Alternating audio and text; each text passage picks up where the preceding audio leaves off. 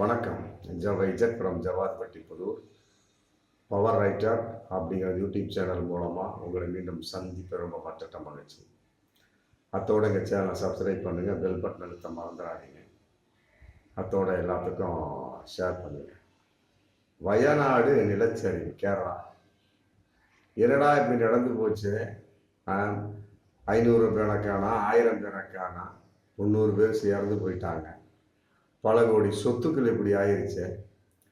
ராஜீவ்காந்தி ஒரு பக்கம் 100 வீடு கட்டி தர்றேங்கிறாரு, கர்நாடகா 100 வீடு கட்டி தர்றேங்கிறாரு, மோகன்லால் நடிகர் நான் பள்ளிக்கூடம் கட்டி தர்றேங்கிறாரு.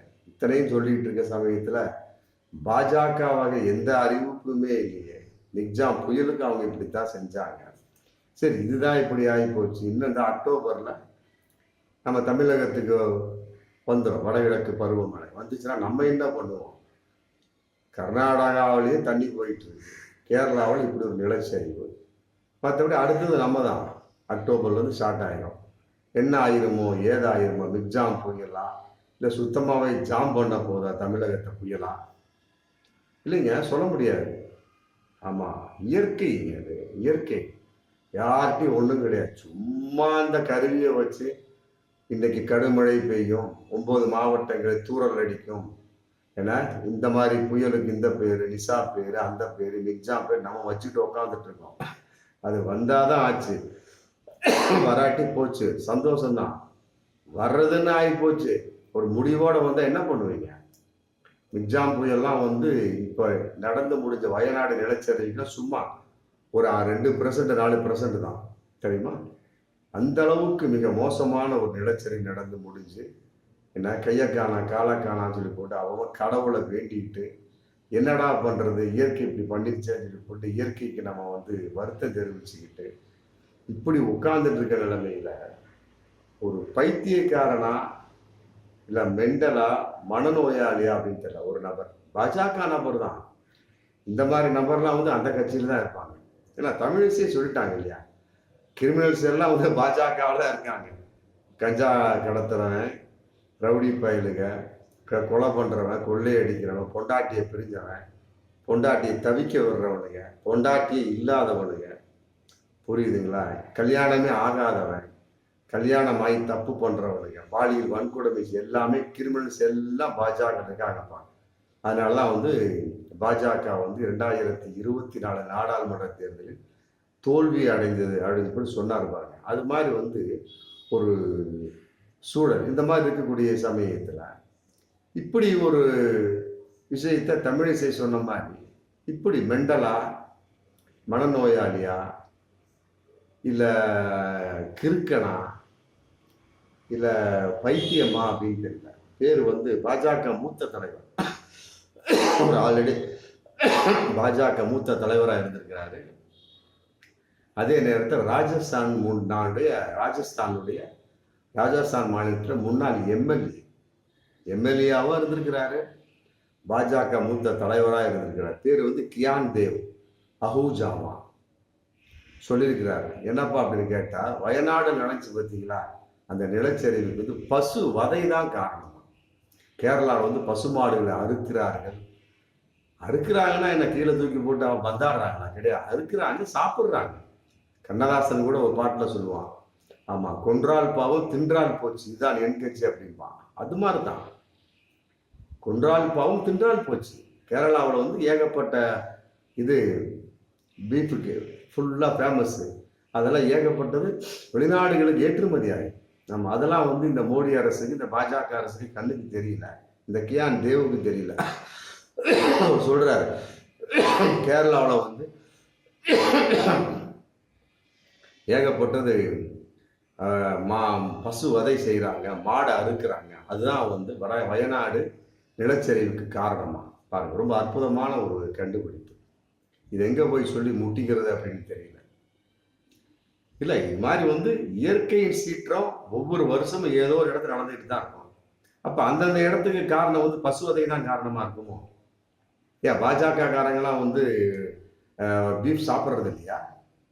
இல்லை பாஜக அரசு, இப்போ இருக்கக்கூடிய பாஜக அரசு குறிப்பிட்ட சாதி பிரிவை சேர்ந்தவர் தான் இருக்கிறாரு. நம்பர் 1 சொல்லி போட்டு பீஃபை வந்து ஏற்றுமதி பண்ணுறாங்க வெளிநாட்டுக்கு. அப்போ அதெல்லாம் பாவம் கிடையாதா? அதாவது பசுவை வதைத்தால், அறுத்தால், கொன்றால் பாவம், ரைட்டு, ஓகே. ஏற்றுமதி செஞ்சா பாவம் இல்லையா? நிலச்சரிவு வராதா?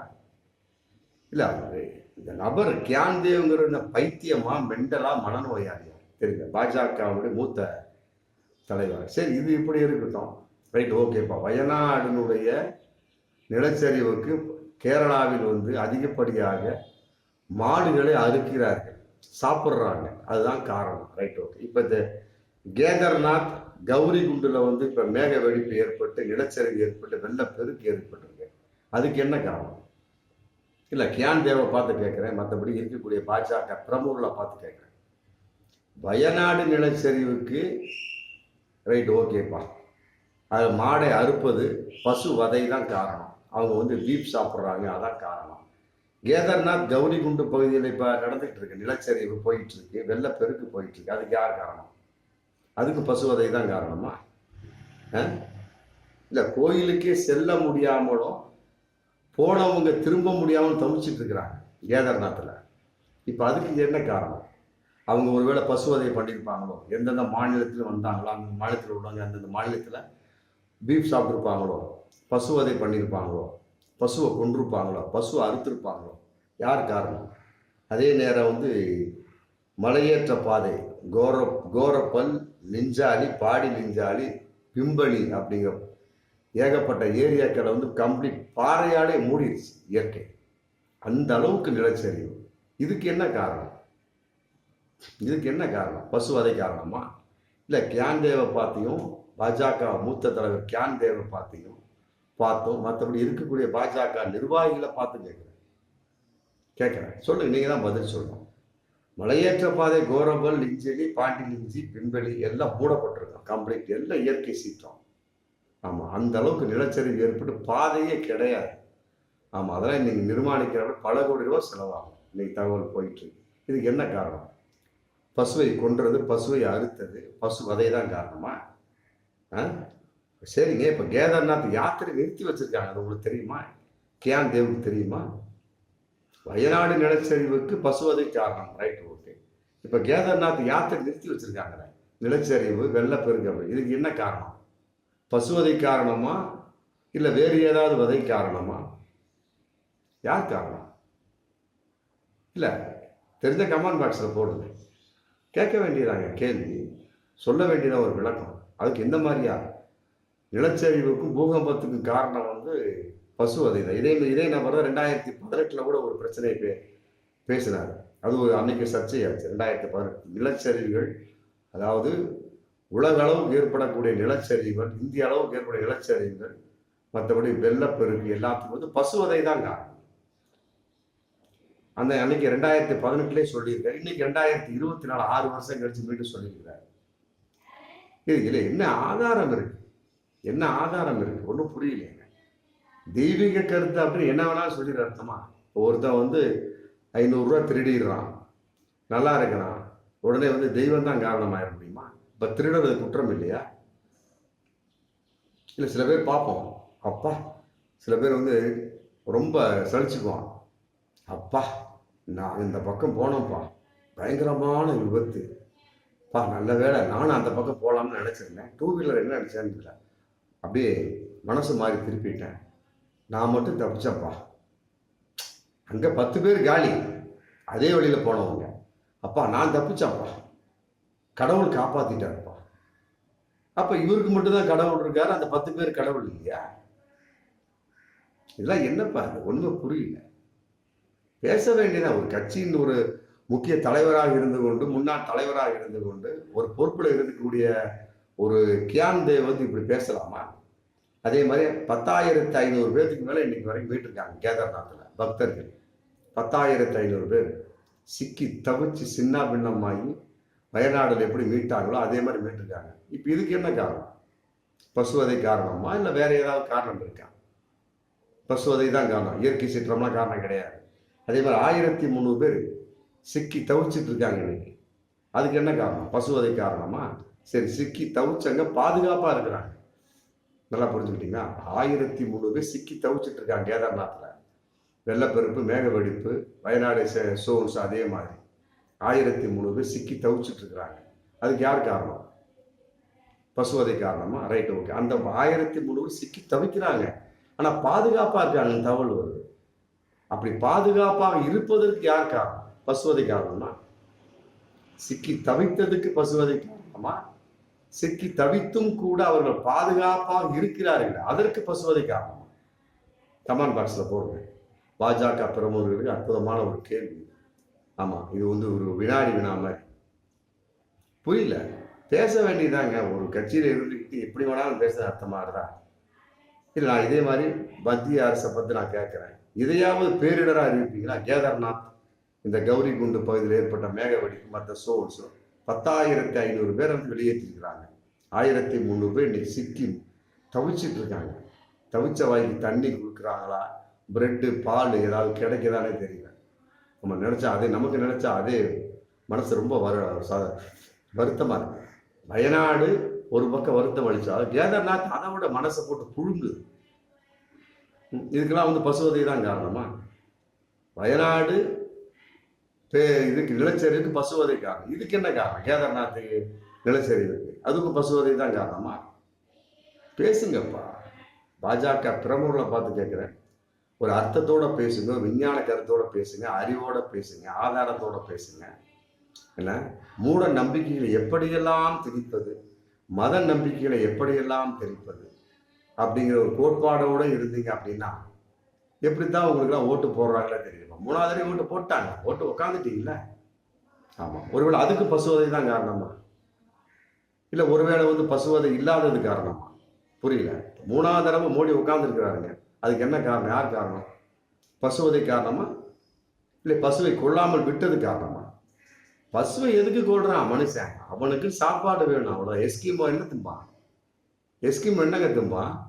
பனிப்பிரதேசத்தில் வாழ்ந்துட்டு இருக்கான். காஷ்மீருக்கார எஸ்கிமோ, மற்ற சோர்ஸ் இருக்கக்கூடிய கொடைக்கானல் போங்க, ஊட்டி போங்க, அங்கே போய் உருளைக்கிழங்கையும் பஜ்ஜியும் தின்ட்டு உட்காந்துருக்கீங்களா? குளிரும். அவவே விஸ்கி பிராந்தி போட்டு உட்காந்துருக்கான் கொடைக்கானல்ல, தெரியுமா உங்களுக்கு?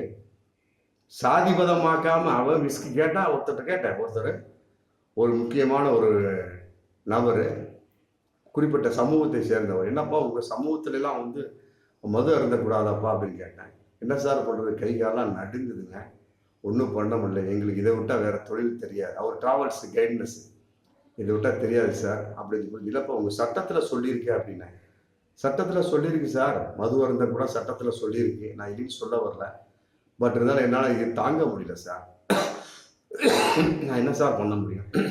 என்ன பண்ணலாம்?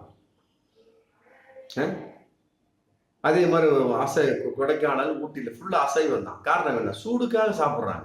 எஸ்கிமோ சூடுக்காக சாப்பிட்றான். பனிப்பிரதேசத்தில் உள்ள காஷ்மீருக்கார சூடுக்காக சாப்பிட்றான். சூடுங்க. உருளைக்கிழங்கு பஜ்ஜியும் திண்டா உடம்புல சூடு ஏறிடுமா? இது ஏன் பாஜகவினருக்கு தெரியல, கியான் தேவ் போன்றவர்களுக்கு தெரியல?